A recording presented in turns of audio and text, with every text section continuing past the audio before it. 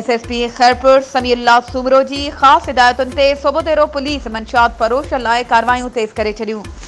Report मूजिब SHO सोबोदेरो Mohammad Hashim हकड़ो खुफिया इतलाउ मिलण ते पुलिस नफ़री साण करे ॻोठ कमाल फ़कीर लाशारी ते रेड कयो। पुलिस वॾे मिक़दार में मंशियात समेत 2 जवाबदार दिलीजान लाशारी ऐं जोंगल लाशारी खे मंशियात समेत गिरफ़्तार करण जी दावा कई आहे, जिन ते 9C ऐं 9B जूं अलॻि-अलॻि FIR दाख़िल कयूं वियूं आहिनि।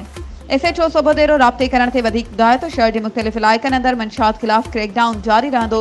मंशियात फरोशनि समेत मेन डीलर खे गिरफ़्तार करे संदसि मथां FIR दाख़िल कयूं वेंदियूं। सोबोदेरो शहर मां मंशियात जो मुकमल सफ़ायो कयो वेंदो। वधीक ख़बरूं ऐं अपडेट्स जे लाइ असांजे चैनल खे सब्सक्राइब कयो ऐं हा, बेल आइकन खे प्रेस करणु न विसारिजो त जीअं असांजी हर नई अचण वारी वीडियो तव्हां ताईं पहुची सघे।